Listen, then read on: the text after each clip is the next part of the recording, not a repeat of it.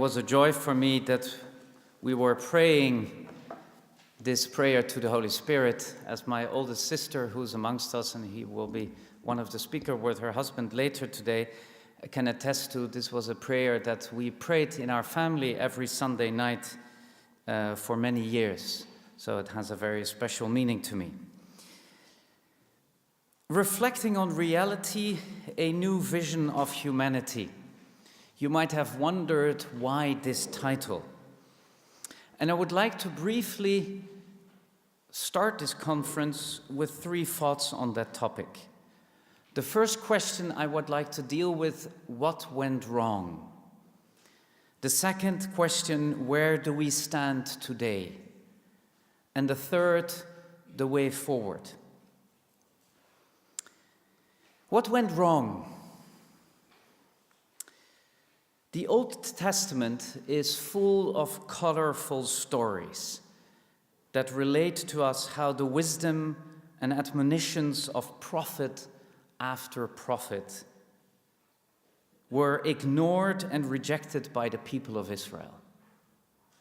Many prophets were maltreated and others also even killed. We all know the stories in the Old Testament. At least the 2 prophetic voices whose wisdom is the topic of this conference died a natural death. Yet their profoundly important messages to the church and to society, to the world at large, remain too often hidden when not deliberately ignored or outright rejected. And we are speaking here about 2 magisterial documents that really deal with all that matters.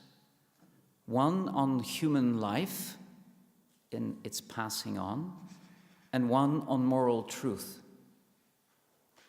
Yet, led by bishops' conferences in affluent countries like the Netherlands, Austria, and Germany,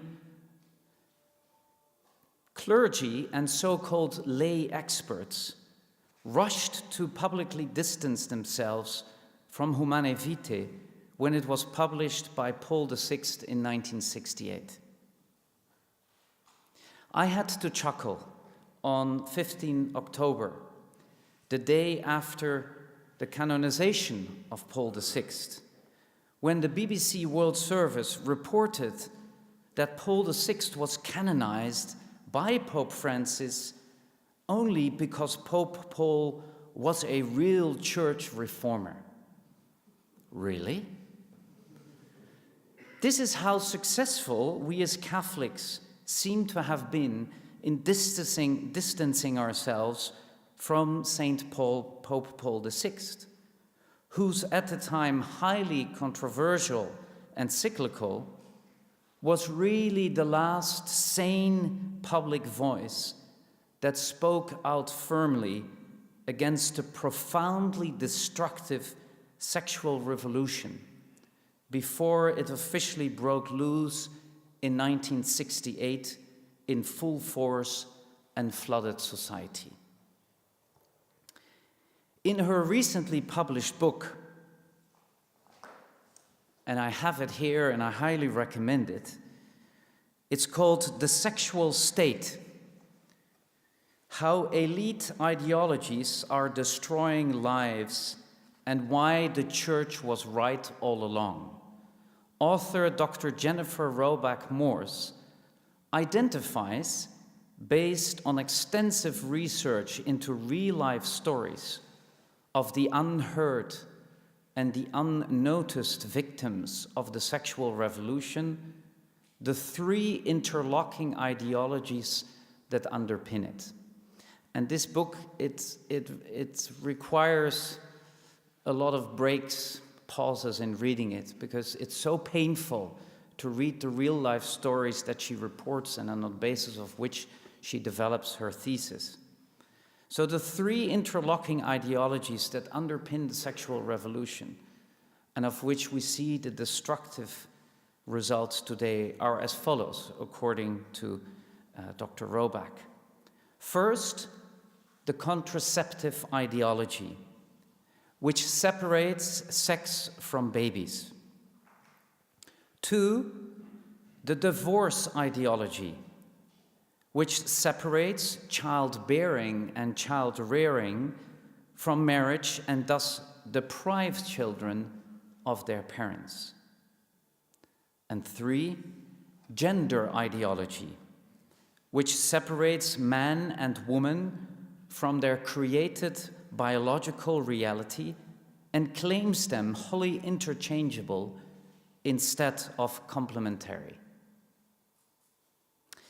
In Veritatis Splendor, St. John Paul II calls this lamentable state of affairs a situation where, and I quote, reason itself creates values and moral norms, end of quote, thus replacing natural law as the light of understanding infused in us by God.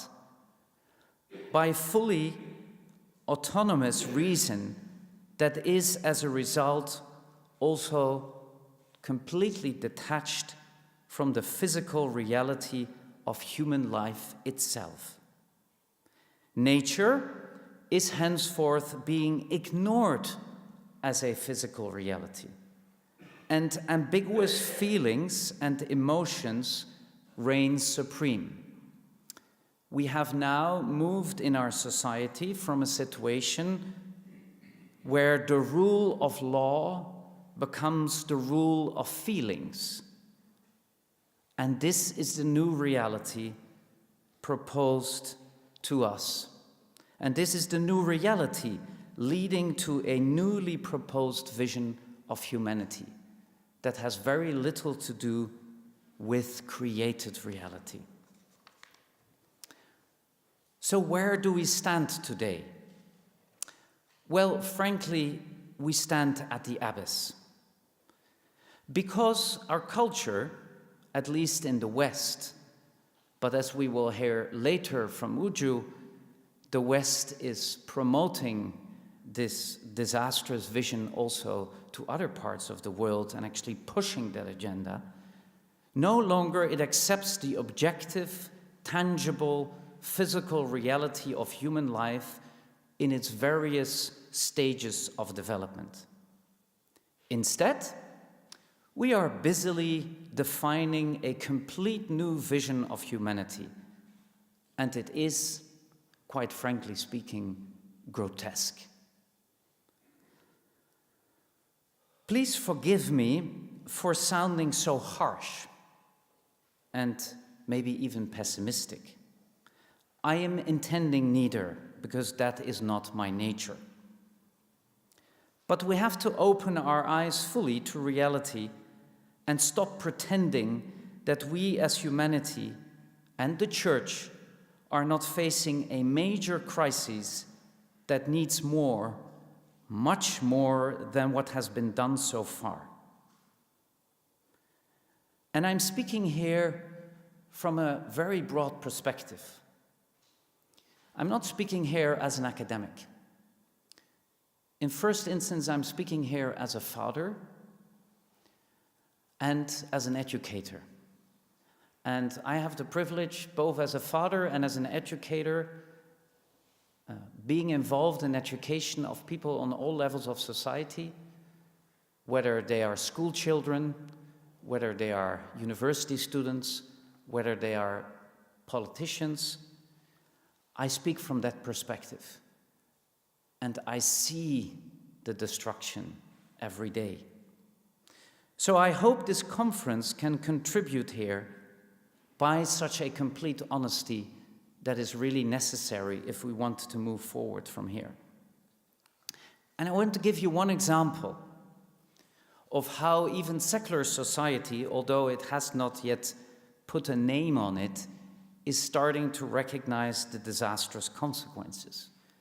Last week, and some of you might have seen that, the BBC World Service reported on a study published in The Lancet. The Lancet is a very renowned medical journal, that speaks about a remarkable decline in average global fertility rates between 1950 and 2017, from 4.7 to 2.4. That's a worldwide average, from 4.7 to 2.4, a drop in fertility between 1915 and 2017, where the West is even below that, many countries not even making the replacement rate. The consequences are obviously enormous for social order in society, and the remedies, other than increasing birth rates locally, quite problematic, as we can witness in Europe when it comes to immigration policies.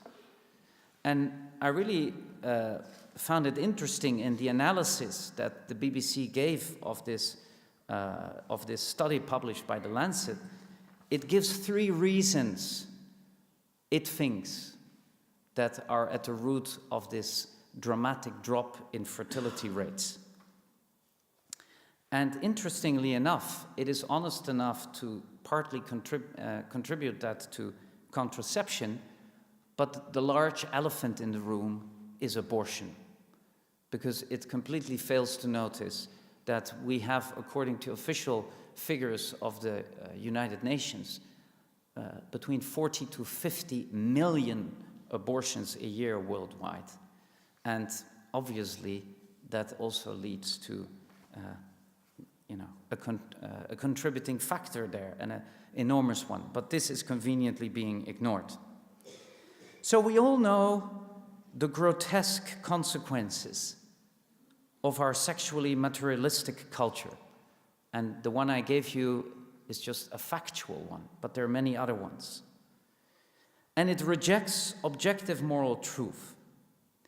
And I would like to summarize for you very briefly the new vision of humanity that is being promoted today with an example. And before I say that, this is not a joke. This is not meant as being disrespectful, transphobic, or homophobic, or all those terms that are being used.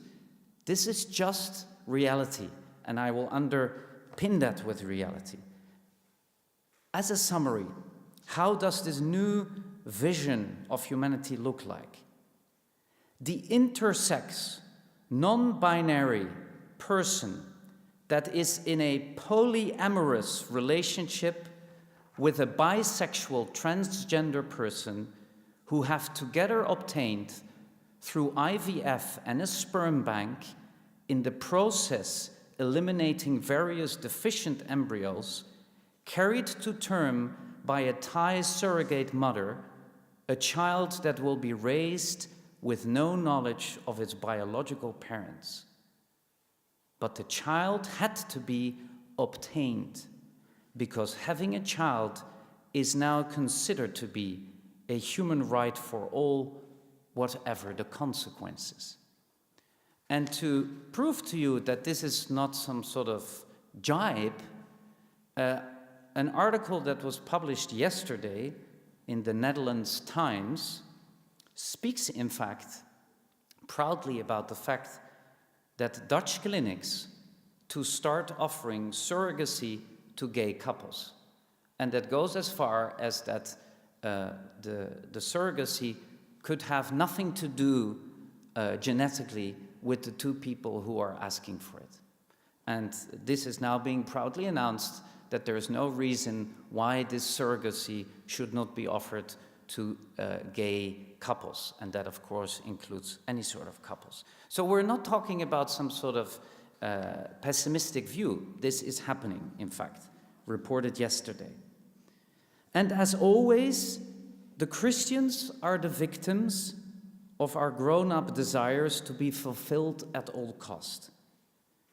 And I haven't even included yet euthanasia in this example, where we have seen newspaper articles appearing recently where euthanasia on infants and young children is also being pushed.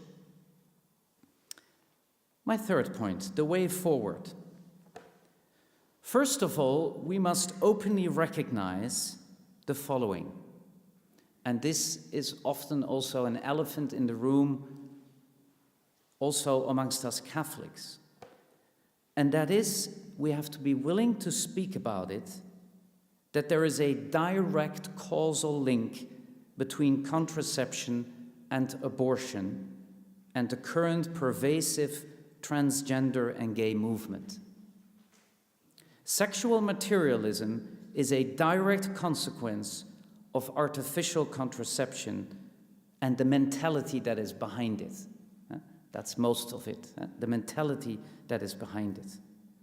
Or to put it more simple, the moment we allowed the decoupling of sexual activity from the creation of life in marriage to be institutionalized, so the decoupling to be institutionalized, everything became possible, and we have not yet seen the end of it.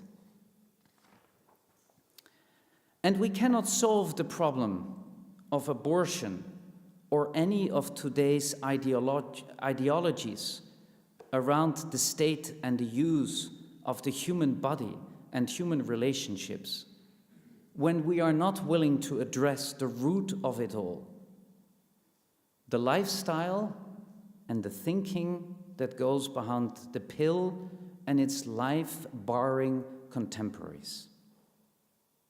So, there are 3 areas we need to work on, in my view, to steer away from our culture's self-destructive course. And as Christians, we especially have a role to play there. First, reclaim proper language. Reclaim proper language. Social engineering is always preceded by language engineering, and we fall too easily into that trap. We have to stop using engineered, ambiguous language introduced by the ideologues. For example, don't speak ever about gay marriage. There is no such thing. Marriage, by its very nature, is heterosexual. It would be something like saying dry water or warm ice. Instead, we should call it by its true nature: a homosexual relationship, a legalized homosexual relationship, a union, whatever terms we can find for it. But we should not call it what it isn't, because this is part of the language engineering that always precedes social engineering. Another one, reproductive health, is another of these terms. It is simply abortion and contraception provisions, and maybe, if you're lucky, also talking about the fertility of a woman not being a sickness, how it is mostly being treated. It should more fittingly, thus, reproductive health policies should thus more fittingly be called reproductive death policies. Another favorite, comprehensive sex education. It is neither comprehensive nor education. More to the point, we should call it comprehensive sexualization of children, and develop truly comprehensive alternatives. And there, the Catholic Church has a very important role to play. And there are many wonderful initiatives run by Christians, by Catholics and other Christians, that really give this truly comprehensive formation of the human person. A good way to call that is the pedagogy of being human, where we include everything and not just limit it to the materialistic view on sex. So these are 3 examples, and there are many other examples to give. We have to reclaim proper language to speak about things in their true nature, to call things by their name. The second point, expose pseudoscience. The pseudoscience that underpins the current mainstream narrative. I'll give you one example. Whilst the United Kingdom government is currently pushing hard for regulations that allow young teenagers to start sex change procedures even without their parents' knowledge or consent. Basing this on so-called science, a recent prominent study in the Netherlands, now mind you, I'm Dutch, in the Netherlands of all places, in the Netherlands of all places, revealed that over 80% of young people suffering from gender dysphoria eventually come to accept happily the biological reality in which they were born. And in fact, this is part of a grouping of at least 12 studies that were performed in the last decade or so. And they all come to the same conclusion, with different percentages, of course. But it's, in all cases, a large majority. The majority of children cease to feel transgender when they get older. Imagine, looking back on what the UK government is pushing for, imagine the havoc a sex change procedure causes. Even The Economist, not necessarily a friend of church teaching, agrees on this point and recently ran an article in which it said, please, don't let sex change procedures get rushed. And it spoke about the great danger of gender self-identification. So in fact, as Catholics, we have many in the secular world on our side because the science, the real science, is overwhelming in this area. Thirdly, the third way we can deal with this: educate, educate, and once more educate. As both Humanae Vitae and Veritatis Splendor show us, the Church did not invent something new when it comes to marriage, sexuality, and life.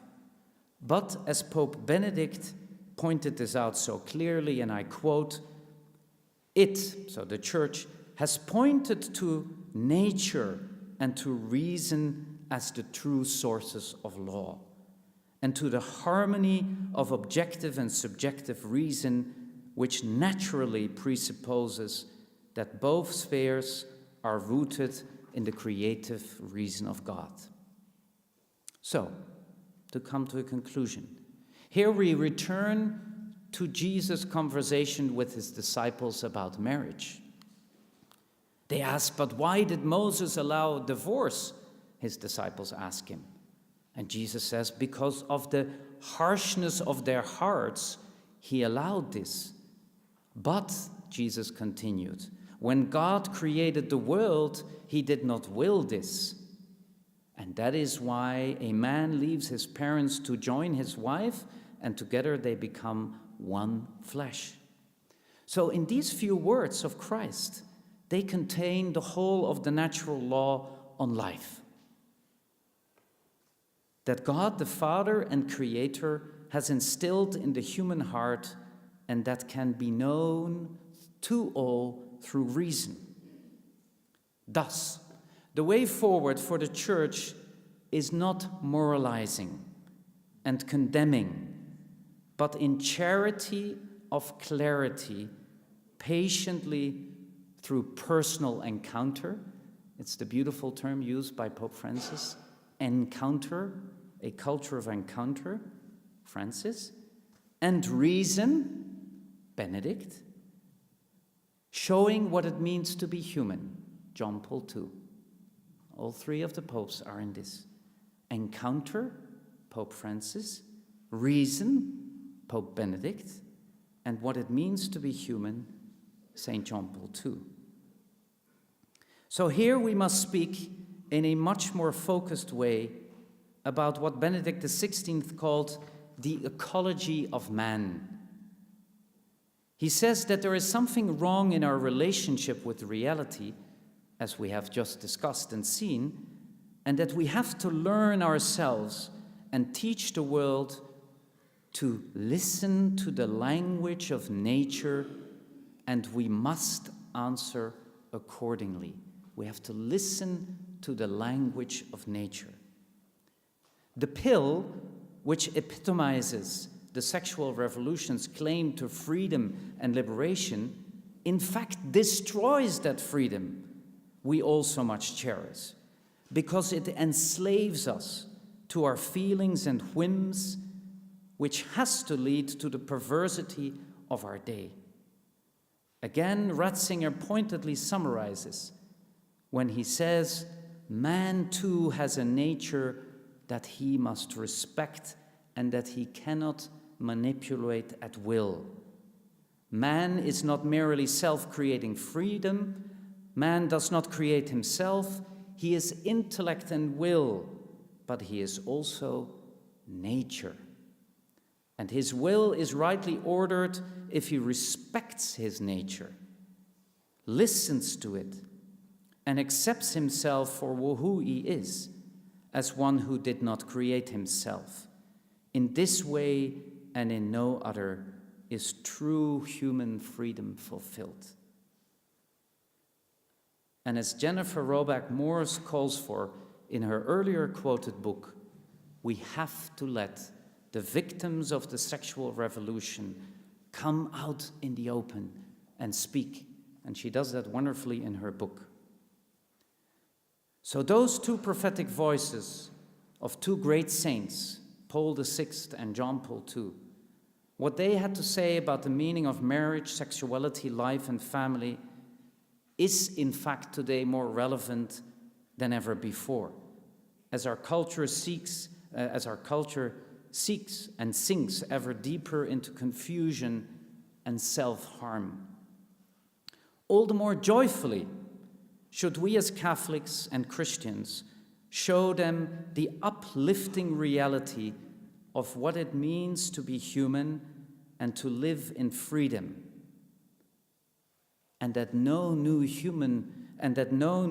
vision of humanity is needed. But are we willing to be a sign of contradiction?